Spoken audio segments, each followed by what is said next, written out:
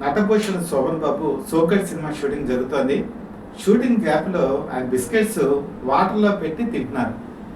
జయచిత్ర ఆ సినిమాలో హీరోయిన్ కదా, ఆవిడ వచ్చి ఎదుర్కొంటూ కూర్చొని అదేంటండి మీరు వాటర్లో బిస్కెట్లు పెట్టి తింటున్నారు అని అడిగింది. తమిళ వాళ్ళకి ఇలా తినరా అని అన్నారు. అనేటప్పటికీ నేను తమిళ అమ్మాయిని కాదండి తెలుగు అమ్మాయిని అంటే ఎవరు అని అడిగాను. అడిగేటప్పటికి ఆనాటి ప్రముఖ హీరోయిన్ జయశ్రీ కూతునండి నేను అని చెప్పేటప్పటికి ఒక్కసారి షాక్ అయ్యారు సోమన్ బాబు. జయశ్రీ అంటే అమ్మాజీ అని కూడా పిలుస్తారు. దైవ బలం అనేటువంటి సినిమాలో జయశ్రీ ఎన్టీ రామారావు ఇద్దరు నటిస్తుంటే ఒక పాటలో తొంగి తొంగి చూసేటువంటి సన్నివేశంలో సోమన్ బాబు కనిపిస్తారు. తొలినాళ్ళు అనమాట. అది గుర్తు చేసుకొని చాలా సంతోషపడ్డారు. వాళ్ళిద్దరి మధ్య ఒక ఇంటిమసీ పెరిగింది. ఆ తర్వాత సోకట్ సినిమా శరవేగంతో జరిగింది. వాళ్ళిద్దరి మధ్య కెమిస్ట్రీ ఎప్పుడైతే పండిందో ఆ సినిమా సూపర్ డూపర్ హిట్ అయింది. ఆ సినిమాలో జయసుధ సెకండ్ హీరోయిన్ గా నటించిన విషయం మీకు అందరికీ తెలిసిందే. ఆ విధంగా తెలుగులో అలంకరణ చేసినటువంటి జయచిత్ర 1975 నుంచి 1982 సంవత్సరం వరకు కూడా అప్రతిహతంగా తన జైత్రయాత్రని కొనసాగించింది. జయ అనే పేరు కనుక పెట్టుకుంటే ఒక విజయం వస్తుందని చెప్పి ఆ రోజు నమ్మకం ఉండేది. అందుకే జయచిత్ర, జయసుధ, జయప్రద ఈ ముగ్గురిని కూడా జయత్రయం అని చెప్పి పిలిచేవాళ్ళు. అలాగే జయచిత్రకు ఉన్నటువంటి ఒక గొప్ప క్వాలిటీ ఏంటంటే బాలనటిగా ఆమె సినిమా రంగ ప్రవేశం చేసింది. భక్త పోతన అనేటువంటి సినిమాలో ఒక బాలనటిగా నటించి ఆ తర్వాత వంటోతు భార్యని తమిళంలో ఒరిజినల్గా కె బాలచంద్ర తీశారు. అందులో హీరోయిన్గా ఇంట్రడ్యూస్ అయింది. తెలుగులో సోగ్గాడ్ అయితే ఒక విజయం పరంపరనే కొనసాగించింది. దాంతో చాలామంది ఈ హీరోయిన్ వెంటపడ్డారు హీరోలు అందరూ కూడా. ఆ రోజుల్లో చెప్పుకోవాలంటే ఎన్టీ రామారావు జయచిత్ర తల్లి జయశ్రీతోనూ నటించారు. జయచిత్రతో కూడా మాదైవం అనేటువంటి సినిమాలో నటించారు. అది మంచి సినిమా. అది సోషల్ ఎలిమెంట్స్తో బ్రహ్మాండంగా తీసినటువంటి సినిమా. వాళ్ళిద్దరి కాంబినేషన్లో కూడా చాలా మంచి సినిమా. ఆ తర్వాత మీకు అక్కినే నాగేశ్వరరావుతో కలిసి ఆత్మీయుడు అనే ఒక సినిమాలో నటించారు. అలాగే రాముడైతే అనేటువంటి సినిమాలో కూడా ఆమె నటించారు. స్వామితో నటించారు. సూపర్ స్టార్ కృష్ణతో అయితే అన్నదమ్ముల సవాల్ లాంటి సినిమాలో కూడా మీకు తెలిసిన విషయమే. అది అద్భుత విజయం సాధించింది. నా కోసమే నీ ఉన్నది అని చెప్పేసి మరి కృష్ణ గుర్రం మీద పాడుతూ ఉంటే ఆ రోజు ఊహా సుందరి కింద జయచిత్ర యువతంతా కూడా ఒక ఉర్రూతలోకించిన విషయం కూడా అందరికీ చిరపరిచితమే. ఈమె యాక్టింగ్ స్కిల్స్ కనుక చూసుకుంటే ఆమె సినిమాలో ఏదో ఒక చోట పెర్ఫార్మెన్స్ సూపర్ స్థాయికి తీసుకెళ్ళిపోతుంది. మీరు వయసు పిలిచింది సినిమా గుర్తుండే ఉంటుంది కదా. వయసు పిలిచిందిలో శ్రీప్రియ మెయిన్ హీరోయిన్. అందులో కమల్ హాసన్తో కలిసి డ్యాన్సులు చేస్తుంది, పాటలు పాడుతుంది, తర్వాత ఏమో బికినీ డ్రెస్ చేస్తుంది, స్విమ్మింగ్ డ్రెస్ చేస్తుంది. అంతా కూడా ఆ రోజు మాటలంతా కొట్టేసింది శ్రీప్రియ అనుకున్నారు. కానీ ఒకే ఒక సాంగ్ వస్తుంది. ఆ సాంగ్ ఏంటంటే మబ్బే మసకేసిందిలే ఒక మంచి తెలగా నిలిచిందిలే. ఈ పాట మీకు అందరికీ తెలుసు కదా. ఓ పక్కేమో సలీం మాస్టర్ డ్యాన్స్ చేస్తూ ఉండగా మరొక పక్కన కమల్ హాసన్ జయచిత్రతో పాటను షూట్ చేస్తారు. అక్కడ ఆవిడ ఎక్స్ప్రెషన్స్ యువతని చాలా గిలిగింతలు పెడతాయి. ముఖ్యంగా తన పండితో పై పెదవిని కొరికేటువంటి సన్నివేశం. ఆ రోజు ఆ సన్నివేశాన్ని చూసి యువత పిచ్చెక్కిపోయింది. ముసలి వాళ్ళు కూడా ఉర్రూతొలగిపోయారు. ఆ సినిమాలో ఆ పాట చిత్రీకరణ ఆ సినిమాకే ఒక హైలైట్. మొత్తం మీద సినిమా అంతా చూసుకుంటే జయచిత్ర ఈ ఒక్క పాటలోనే మార్కులన్నీ కొట్టేసింది. అంతకుముందు శ్రీప్రియ చేసినటువంటి అన్ని భంగిమలు అన్ని నృత్యాలు కూడా ఒక్క పెట్టిన తేలిపోయాయి. మొత్తం మార్కులన్నీ కూడా జయచిత్రకే వచ్చేసాయి. ఒక చీరలో ఆమె ఎంత అందంగా అభినయించాలో అంత గొప్పగా ఈ పాటలో నటిస్తారు. మిగతా క్యారెక్టర్ కూడా చాలా అద్భుతంగా ఉంటుంది. ఆ విధంగా జయచిత్ర అనేటప్పటికీ ఆ రోజుల్లో సినిమా ఇండస్ట్రీలో మిగతా హీరోయిన్లు భయపడేవాళ్ళు. ఆవిడ ఎక్కడో ఒకటి ఏదో ఒక సీన్లో ఖచ్చితంగా మార్కులు కొట్టేసి ఆ క్రెడిట్ అంతా తీసేసుకుంటానని ఒక భావన ఉండేది. దానికి ఊతం ఇచ్చింది కూడా అనేక ఉదాహరణలు ఉన్నాయి. మీరు కనుక చూసుకుంటే మరి కటకటాల రుద్రయ్య. ఈ కటకటాల రుద్రయ్య సినిమాలో కృష్ణరాజు పక్కన హీరోయిన్కి ఏమో జయసుధ వేస్తుంది, రామకృష్ణ పక్కనేమో జయచిత్ర వేస్తుంది. ఆ సినిమా పరంగా చూసుకుంటే సెకండ్ హీరోయిన్ జయచిత్రే. ఆ విధంగా జయసుధకి ఒక ఫీలింగ్ కూడా ఉండేది, నేనే ఇందులో మంచి హీరోయిన్ అని చెప్పి ఒక భావన కూడా ఉండేది అనుకుంటా. వాళ్ళిద్దరు కలిసి నటించేటంటే ఒక సన్నివేశం వచ్చింది. ఆ సన్నివేశంలో జయచిత్ర హైట్ జయసుధ కంటే కొంచెం తక్కువ. అందుకని తన చెప్పుల్ని తీసేయమని అడిగారు. కానీ జయసుధ తీయలేదు. అప్పటికే ఒక స్టార్డమ్ వచ్చేసింది ఆవిడది. దాంతో ఇద్దరి మధ్య గొడవ పెరిగింది, మాట పెరిగింది. జుట్టు పట్టుకొని ఇద్దరు కూడా ఆ షూటింగ్లోనే కొట్టుకోవడం ప్రారంభించారు. చివరికి అందరూ కూడా జోక్యం చేసుకొని చివరికి దాసనారాయణ మందలించడంతో అలిగి వెళ్ళిపోయారు జయచిత్ర. వెళ్ళిపోతే ఈ సినిమాకి క్లైమాక్స్ ఒకటి ఉంటుంది. ఆ క్లైమాక్స్లో కృష్ణరాజు రియలైజ్ అయ్యేటువంటి ఒక సన్నివేశం ఉంటుంది. ఆ సన్నివేశానికి ముందు ప్రజానటి జమున ఈవిడ వచ్చి పెద్ద పెద్ద డైలాగులు చెప్తుంది. అయినా సరే కృష్ణరాజు కన్విన్స్ అవ్వడు. కానీ ఆ క్లైమాక్స్ సన్నివేశంలో జయచిత్ర రాలేదు.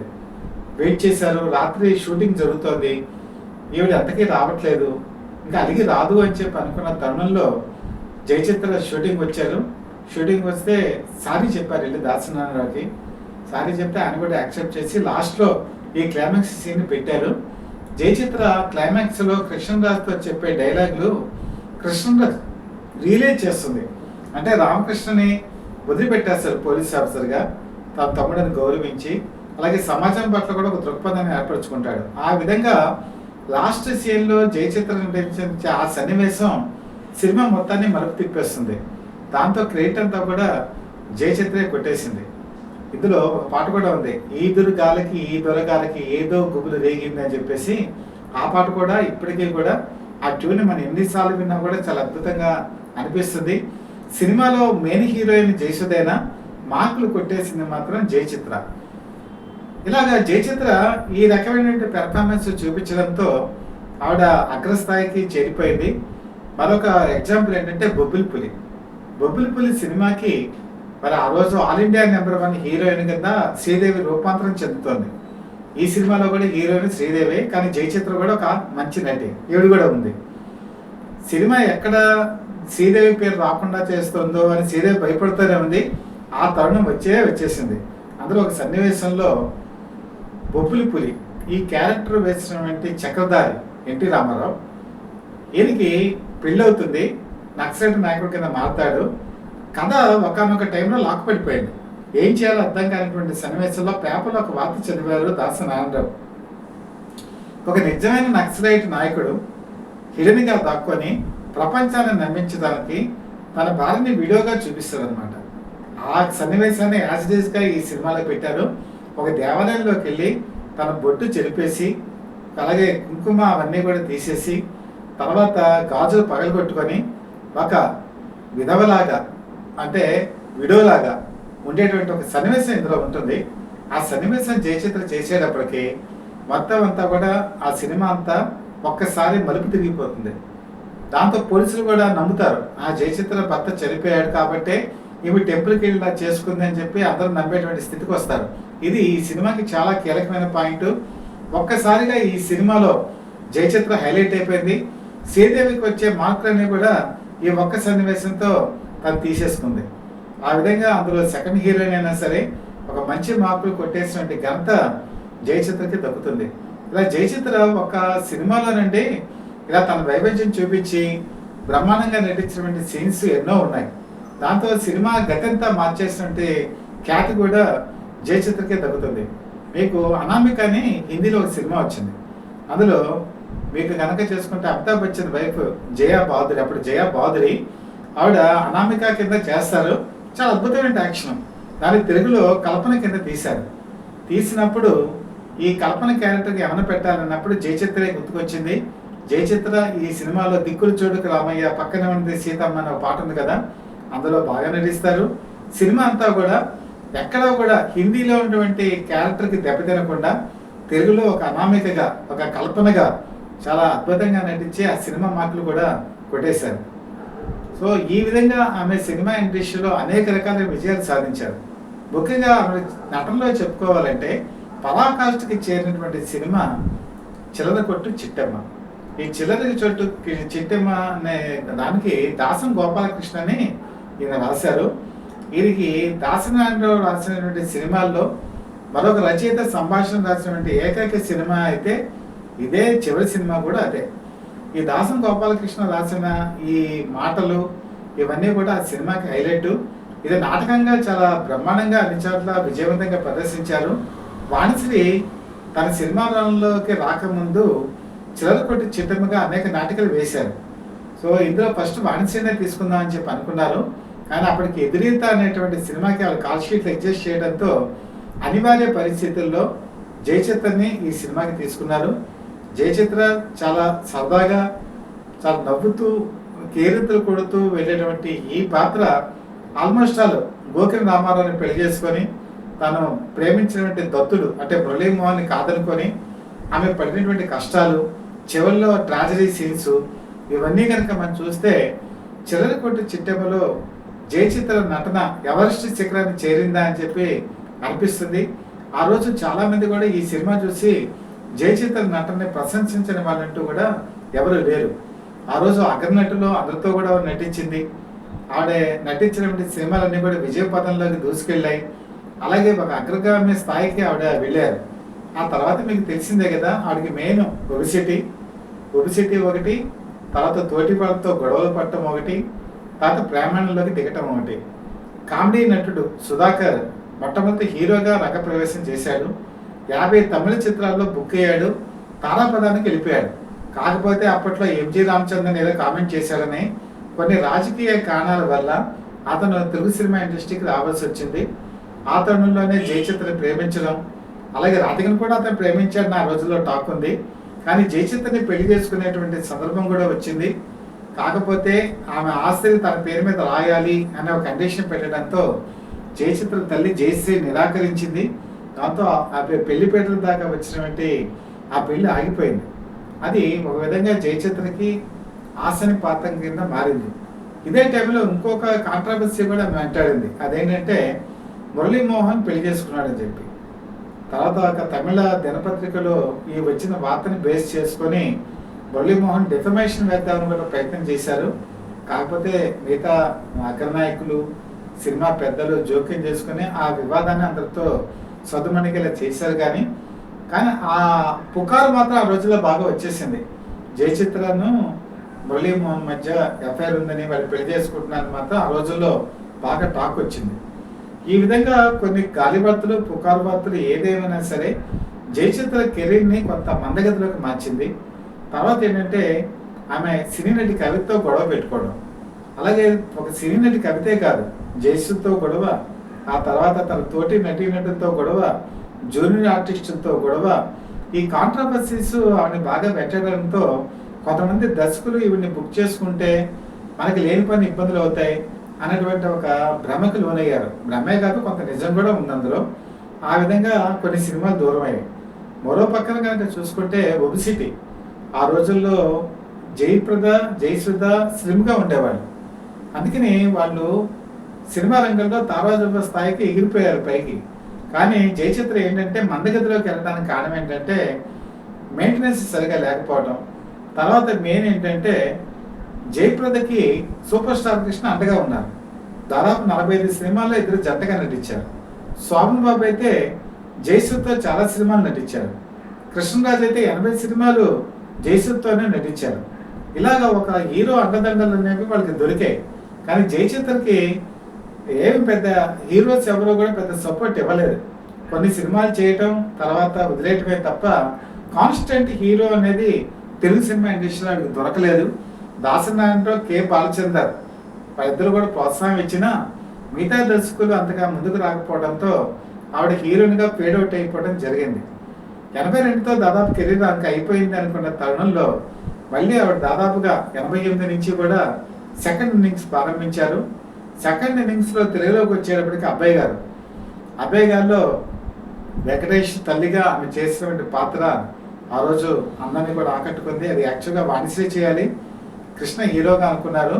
కానీ ఒకే ఒక కారణంతో ఆ సినిమా చేయలేదు వాణిశ్రీ. అదేంటంటే కొడుక్కి విషం పెట్టేటువంటి సన్నివేశం ఒకటి ఉంటుంది. అది నేను చేయను అనేటప్పటికీ ఆ పాత్ర వెంకటేష్కి వెళ్ళింది. అలాగే జయచిత్ర ఏమో తల్లి క్యారెక్టర్ వేసింది. మీనాకి అలాగే జయచిత్రకి మధ్య ఉండే క్లాషెస్ సన్నివేశాలు ఈ సినిమాలో జయచిత్రను హైలైట్ చేసేటువంటి ఇది విధంగా ఉంటుంది. ఒక విధంగా ఆవిడ కూడా అక్కడ పై చేయి సాధించినట్టే మనం భావించవచ్చు. ముఖ్యంగా అహంకారి క్యారెక్టర్లు, పొగరుమోతుతనం, ఇలాంటి క్యారెక్టర్లకి జయచిత్ర బాగా పేరు మోసింది. గరానా బుల్లోడి సినిమాలో నాగార్జునతో కలిసి ఆమె నటించినటువంటి సన్నివేశాలు కూడా బాగా పడ్డాయి. ముఖ్యంగా విలనిజం కూడా జయచిత్ర తన కళలో చూపించగలదు, ఫేస్లో చూపించగలదు. దానికి తార్కాణం ఏంటంటే రాజేశ్వరి కళ్యాణం సినిమాలో నాగేశ్వరరావు, ఈయన ప్రముఖ కథానాయకుడు, ఇందులో నటించారు. ఆయన పక్కనేమో జోడీగా వాణిశ్రీ, అలాగే గుమ్మడి పక్కనేమో జయచిత్ర నటించారు. జయచిత్రకి అప్పటికి వయసు 40 సంవత్సరాలు దాటాయి. ఇది 93లో రిలీజ్ అయింది. అప్పటికి తనకంటే వయసులో పెద్దవాడైన గుమ్మడిని పెళ్లి చేసుకోవటం, తన వయసులో తీరని కోరికలు, దానిలో దహించుకుపోవటం, విలనిజం చూపించడం, ఒక శాడిజం చూపించడం ఈ సినిమాలో చాలా స్పష్టంగా చూపిస్తారు. ఆమె క్రౌర్యం చూసి సినిమాలో చాలామంది థియేటర్లోనే భయపడినటువంటి సంఘటనలు ఉన్నాయి. అలాగే వాణిశ్రీని కూడా బీటౌట్ చేశారని చెప్పి మనం ఈ సినిమాలో అనుకోవచ్చు. వాణిశ్రీ జనకి ఎక్కడ తగ్గరు, కానీ క్రౌర్యంలో మాత్రం ఏమే నటన పరాకాష్ఠకి చేరిన సినిమా ఆశ్రయించిన విజయం సాధించలేదు. ఇక్కడే ఒక కాంట్రావర్సీ కూడా చెప్తారు. వాణిశ్రీకి ఈగోయిజం ఎక్కువ, అలాగే జయచిత్రకి ఈగోయిజం ఎక్కువ. వాళ్ళిద్దరూ కూడా చూసుకుంటే సీనియర్గా వాణిశ్రీకి కెపాసిటీ ఎక్కువ. కాకపోతే వీళ్ళ రచయితని మాత్రం బాగా ఇబ్బంది పెట్టేవాళ్ళట. డైలాగ్స్ రాసేటప్పుడు తనకి ప్రాధాన్యం ఉండాలని జయచిత్ర, తనకి ప్రాధాన్యం ఉండాలని చెప్పి వాణిశ్రీ, ఇలా ఒకరికొకళ్ళు సన్నివేశాలు రాయించుకునే సందర్భాలు కూడా ఉన్నాయి. మేము పడలేకపోయామని కూడా కొంతమంది ఆఫ్ ద స్క్రీన్ చెప్పినటువంటి రోజులు కూడా ఉన్నాయి. జయచిత్రకి మెయిన్ ఏంటంటే తన క్యారెక్టర్ని ఎలా ఎలివేట్ చేసుకోవాలి అని ఎక్కువగా ఆలోచించేవాళ్ళు. కొంతకాలం అది సాగింది, కానీ కొంతకాలం అది సాగలేదు. అలాగే ఆవిడ వివాదం పడినటువంటి ఇంకో హీరోయిన్ ఎవరంటే లైలా. లైలా మీకు అందరికీ తెలిసిందే. 1999లో లవ్ స్టోరీ 99 అనే ఒక సినిమా వచ్చింది. అది K Raghavendra Rao direction. K Raghavendra Rao డైరెక్షన్లో లైలాకేమో తెలుగు రాదు, జయచిత్రకి తెలుగు వచ్చు బాగా, తమిళం కూడా బాగొచ్చు. ఇక్కడ డైలాగ్స్ చెప్పే విషయంలో అవతల వ్యక్తి ఒక డైలాగ్ చెప్తే దానికి రియాక్షన్ ఇవ్వాలి, కానీ డైలాగ్ చెప్పలేకపోతుంది, కత్తులు తింటుంది. ఓ పక్కనేమో జయచిత్ర ఏమో వేరే షూటింగ్కి వెళ్ళిపోవాలి. మళ్ళీ లైలాతో గొడవ పడింది. గొడవ పడేటప్పటికి గొడవ పరాకాష్ఠకి చేరడంతో కె రాఘవేంద్రరావు జోక్యం చేసుకొని 1 2 3 4 5 6 అని అలా చెప్పమని చెప్పడంతో ఆ 1 2 3 చెప్తూ ఉంటే ఇక్కడ ఎక్స్ప్రెషన్స్ ఇవ్వడం కుదరదు. అయినా సరే జయచిత్ర చాలా చక్కగా ట్యాకిల్ చేసి ఎక్స్ప్రెషన్స్ ఇచ్చి ఆ షాట్ని అక్కడితో క్లోజ్ చేయడం జరిగింది. ఆ విధంగా ఆడికి సీనియర్ నటులతో పడేది కాదు, తన కొలీగ్స్తో పడేది కాదు, అలాగే జూనియర్ ఆర్టిస్టులతో కూడా పడేది కాదు. కారణం ఏంటంటే నటనలో పర్ఫెక్షన్ రావాలి, అంతకుమించి వేరే ఉద్దేశం కూడా కాదు. ఆవిడకి ఏంటంటే ప్రతిదీ కూడా నటన బాగుండాలి అని ఆలోచించే మనిషి కాబట్టి ఆవిడ సినిమా రంగంలో 200 చిత్రాలకు పైగా చేసిన ఇంకా పెద్ద స్థాయికి రాలేదేమో అని చెప్పి నేను అభిప్రాయపడతాను. అయితే ఇది కూడా ఒకసారి వక్రీకరిస్తుంది కదా. రాజకీయాల్లోకి వెళ్ళి ఉన్నత పదవులు ఆశించినటువంటి జయచిత్రకి ఒక విధంగా ఆశీనిపాతమే ఎదురైంది. రాజీవ్ గాంధీ ఆమె పైకి తీసుకొస్తాను, మంచి పోస్ట్ ఇస్తానని చెప్పి ప్రామిస్ కూడా చేశారు. 1991 ఎలక్షన్స్లో పెరంబూర్ వెళ్ళారు. చెన్నై విమానాశ్రయంలో దిగినప్పుడు జయచిత్ర వెళ్ళి ఆహ్వానించారు. కాంగ్రెస్ పార్టీలోకి వచ్చారు ఆవిడ. ఇంకా ఆ ఎలక్షన్స్ తర్వాత ఆవిడకి ఏదో ఒక పోస్ట్ మంచిది వస్తుంది అనుకున్న తరుణంలో రాజీవ్ గాంధీ పెరంబూర్లోనే మరణించడం, ఆయన ఇచ్చినటువంటి చివరి ఆటోగ్రాఫ్ జయచిత్ర తేవడం కూడా ఒక విచిత్రమైనటువంటి విషయం. ఆ విధంగా రాజకీయాల్లో ఆవిడ ఆదిలోనే హంసపాద అనేది ఎదురైంది. తర్వాత వాళ్ళ అబ్బాయి ఈరోజు మంచి సింగర్గా అవతరించాడు, నటుడిగా అవతరించాడు. ఈరోజు ఆవిడ ఒక దర్శకురాలుగా మారారు. సినిమా ప్రొడక్షన్స్లో కూడా వెళ్ళారు. అలాగే టీవీ సీరియల్స్లో కూడా శివరంజన్ అనేటువంటి సినిమా 200 ఎపిసోడ్లు చేసి ఒక స్టూడియో కూడా కట్టారు. ఈ చిన్న షూటింగ్లు జరపడానికి కె బాలచందర్ దాన్ని ఇనాగ్రేట్ చేయడం కూడా జరిగింది. ఈ విధంగా జయచిత్ర తన జీవితంలో ఎత్తుపల్లాలు చూశారు. నటిగా అనేక విజయాలు చూశారు. అలాగే సీనియర్ నటిగా, ఒక అమ్మగా, ఒక అత్తగా కూడా నటించారు. అక్కడ కూడా సెకండ్ ఇన్నింగ్స్ బాగానే తీసుకొచ్చారు. ఈరోజు ఒక దర్శకురాలుగా కూడా మారారు. ఈ మొత్తం ఎపిసోడ్లో మనం నేర్చుకోవాల్సిన విషయం ఏంటంటే టెంపర్మెంట్ లేదు, శరీరం కొంటే ఫిట్నెస్, ఈ రెండు కనుక మెయింటైన్ చేసుకొని ఉంటే జయచిత్ర ఇంకా ఎదిగేవారు. బహుశా జయప్రద, జయసుధ వీళ్ళని దాటి అగ్రస్థాయికి వెళ్ళేటువంటి అవకాశం ఆవిడకు ఉండేది. ఎందుకంటే నటనలో కనుక చూసుకుంటే ఈ జయప్రద కన్నా జయసుధ కన్నా కూడా ఒక 2 ఆకులు ఎక్కువే చదువుకున్నారు ఆవిడ. నేను చెప్పాను కదా, ప్రతి సన్నివేశంలో ఏదో ఒక చోట డామినేట్ చేసేసి ఆ సినిమాకి రేటు కొట్టేసేటువంటి మనస్తత్వం, ఆ కెపాసిటీ ఆవిడకు ఉంది. కాకపోతే గొడవలు పడటం, చికాకు పడటం, తర్వాత సరైనటువంటి డిసిప్లిన్ మేనేజ్మెంట్ చేసుకోకపోవటం, అహంకారం, కోపం ఇవన్నీ ఎప్పుడైతే మనిషిలో వచ్చాయో అవి మనిషిని ఎదగనివ్వవు. కాబట్టి ఎంత సూపర్ స్టార్స్ అయినా, ఎంత గొప్ప నటీమణులైనా, ఎంత గ్లామర్ క్వీన్స్ అయినా మెయిన్ డిసిప్లిన్ అనేది చాలా ముఖ్యం. అది లేకపోతే ఆశించిన స్థాయికి ఎదగరు అనటానికి జయచిత్ర జీవితమే ఒక ఉదాహరణ. ఈ ఉదాహరణకి ఇన్స్పిరేషన్గా తీసుకొని నేను యువత ముందుకెళ్ళవలసిన అవసరం ఎంతైనా ఉందని భావిస్తూ ఇలాంటి ఆసక్తికరమైన విషయాలు అనేకమే మీ ముందు ఉంచుతాను. మీకు కనుక కంటెంట్ కనుక నచ్చినట్లయితే లైక్ చేయండి. మీరు లైక్ చేస్తే నాకు ఒక సపోర్ట్ కింద నేను భావిస్తాను. బెల్ ఐకాన్ ప్రెస్ చేసి సబ్స్క్రైబ్ చేసుకోండి. నేను వీడియో చూస్తున్న వాళ్ళు చాలామంది చూస్తున్నారు కానీ సబ్స్క్రైబ్ మాత్రం చేసుకోవట్లేదు. మీరు కనుక సబ్స్క్రైబ్ చేసుకున్నట్లయితే అది మీ దీవెన కింద నేను భావిస్తాను. మీరు ఒక్కసారి ఆ విషయంలో ఆలోచిస్తే బాగుంటుంది. ఎప్పటికీ మీ మిత్రుడు శ్రేయోభిలాషి, అలాగే Satya for the people live TV chief editor DVSS Krishnaprasad.